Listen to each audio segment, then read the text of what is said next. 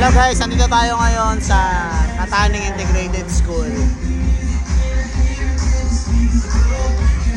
May nagaganap na Mr. and Miss Love at kasali dito si Baby O. Good luck sa kanya guys. Update ko kayo. Sana manalo siya ngayong araw na to. Let's go!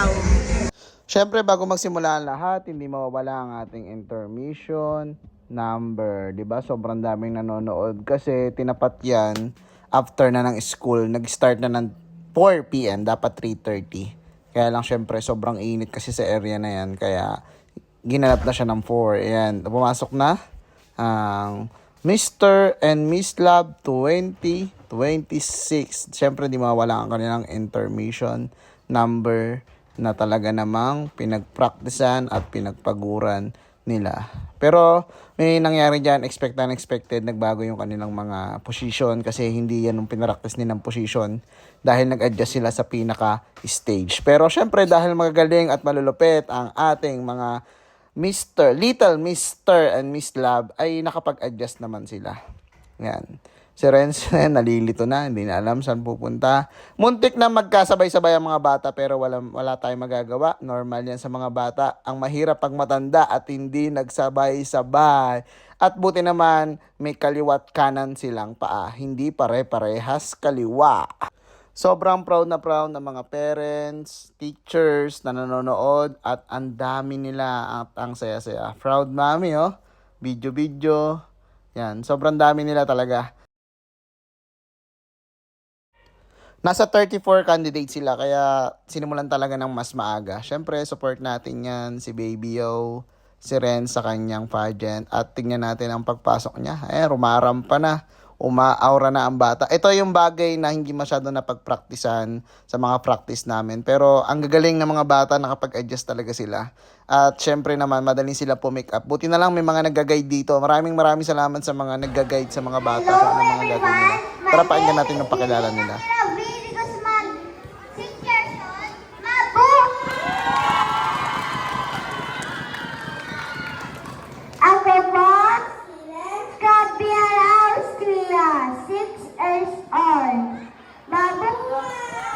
Diba? Mana sa daddy, lupit magpakilala. Talaga naman 100% confident. Syempre, nandito rin ang mga gwapo at mga ganda natin mga judges. Ito nga pala isa sa mga classmate na rin si Tyrone. Tara, pakinggan natin ang kanyang pakilala. Good day everyone, my name is Tyrone Didicio. I am 6 years old, magandang buhay, mabuting tao. At tapos na nga sila magpakilala at pumunta ulit tayo sa dressing room. Bisa natin si Renz. Marami na rin nagpe-prepare dito para sa evening gown at formal attire. Yan, kitang-kita may mga support ng mga mami. Sobrang gaganda ng mga suot.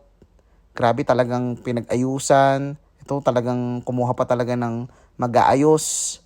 Grabe, ito si Mami Yo. Inaayusan na si Renz.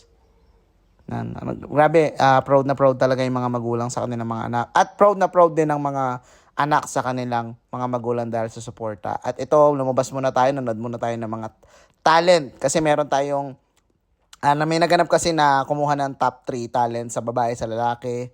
At ito yung mga napili na mga nagtalent sa, may mga grade 3, may mga grade 1. Wala nga lang nakuha sa kinder kasi syempre, normal lang naman kasi mga kinder naman yun. Puro mga kitty pa naman. Yan din, sobrang init. Pumasok muna tayo. Tingnan natin si Renz kung gaano ka gwapo yung suot niya. At yun, napalabas ulit tayo at ito na yung huling nag-perform. Proud mommy, ang galing naman. At ito ang mga kindergarten teachers na todo support sa kanilang mga students.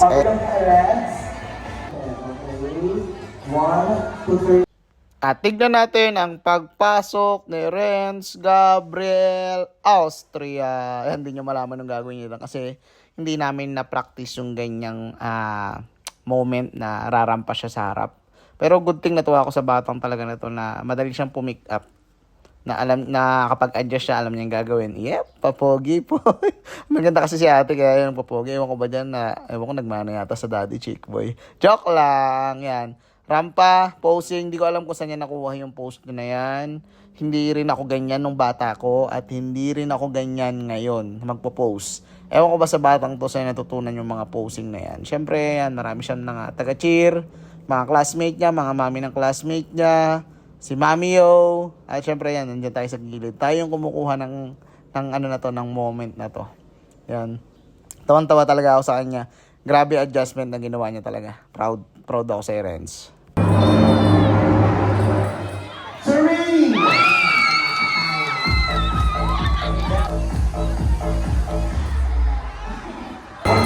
And Julia Chase, congratulations, and honor, Mr. Photogenic Still.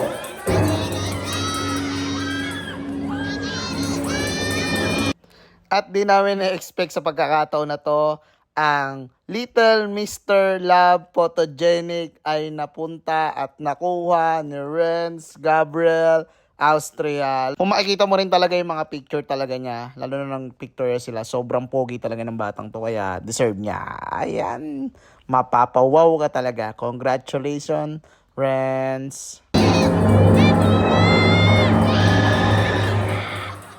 Mr. Candidate number 31 and Miss Candidate number 33. Runner-up. Second runner-up and first runner-up. Announce na ng winner, guys.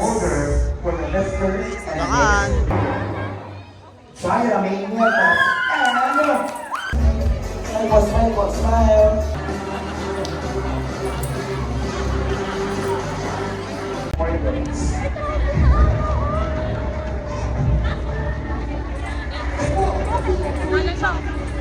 Lapit na matapos, guys.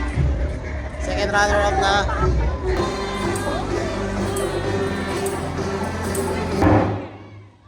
Danielle Nathan C. Solomon and Julia Chase Kahurao.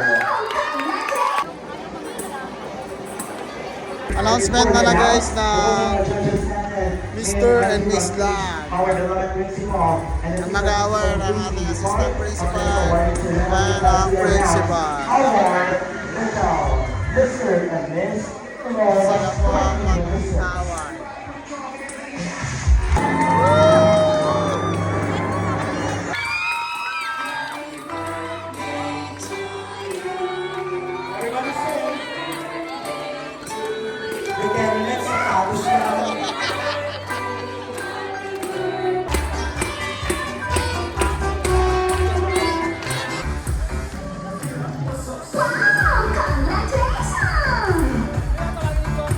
Natapos din sa wakas.